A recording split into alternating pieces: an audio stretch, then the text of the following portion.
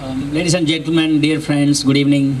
And I sincerely extend my thanks to Dr. Sai because, Dr. Sai has really been a catalyst for taking our industry, when I say our industry, it is UPS and solar, from a very tiny stage to a great extent. So I always mention this in every UPS day. And certainly, we congratulate Dr. Sai for his event being organized today, and we appreciate his time and energy for the last 26 years for managing SoftDisk in a very nice manner, and for conducting the event for the 24th year, also conducting the event of 11th year solar UPS solar day. So it's all actually Dr. Sai's dedication. Dr. Sai and his team is certainly doing great job for the industry. So coming to the subject on GST for solar, I think it's going to be the minimum percentage. Like Sriram mentioned, it's expected to be minimum percentage with regards to the percentage of the goods and services tax. But the complexity presently, if you look at, when we do solar implementation, it goes through a construction process. There is a sales element involved. Sales of PV modules that are when we import zero duty, and then when we manufacture ED exempted. And then when you do a power generating system, the ED is zero at this time, and but still, a lot of understanding, a lot of gap between the manufacturer, the assessing officers, and the, when you go for complete your yearly assessment, there are a lot of anomalies and things. But, as all of you have voiced, it's going to be a great thing for us. It simplifies the multi-level taxation. If you look at, as a citizen in India, if you are involved in manufacturing, that is, you are importing goods, you are producing locally, buying locally produced items, locally traded items, put together everything, and then conclude your business. If I'm not wrong, we are going through nearly 28 or 34 line item of taxes. That includes professional taxes being paid for our employees. I'm talking about direct, indirect, all put together. There are about so many line items, nearly 30 line items of taxes. It's all too much for us. For example, if you do solar implementation, there is a works contract tax involved. When we say works contract, each state has its own way of assessing it.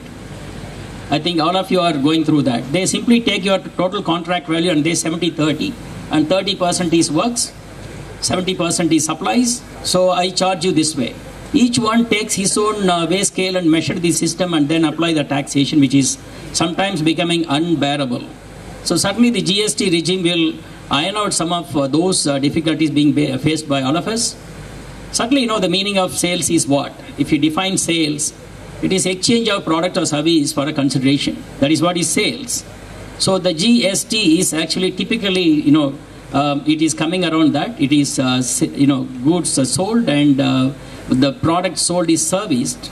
So the GST certainly is having a complete framework around that, and it should not have too many difficulties. Like Christo pointed out, for you to move, there is a special GST. For you to sell in a particular state, there is a point of sale, and the consuming state has to take a higher bracket of sales. See, these are all problems also being faced by government. One of the commissioners, a family friend of mine, called on me for a family get-together, and I'm just talking to him. There are lots of, hundreds and thousands of sales tax officials and several thousands of excise officials. How are they going to come together first? That's a very important thing.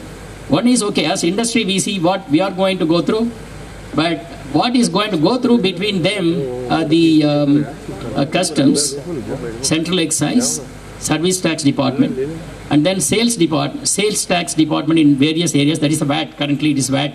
Again, state VAT and central VAT and things like that. So there is a lot of things. So the lower order of the works are going to be given to the VAT officials, and the higher side end or the true assessment side is going to be with the central excise. This is what is the mix of events that are going to happen among the portfolios between the government officials. And the consuming state will have a bigger share of the GST percentage. Let's say 18% for UPS, for example. So the state that is going to consume will have a bigger share, and the state that is manufacturing is going to have a lower share. This again, the manufacturing states are fighting with central for extra this. See, all this will happen. You know, we all recall the time when VAT was implemented. There were states of the ruling party which were readily accepting. The opposition was not willing to accept VAT, but over a period, it all got implemented. The same thing will happen in GST side. But, you know, simpler the best. Hope industry will get the best out of it. And, you know, let's wait and see. And things should improve. Yeah, thank you.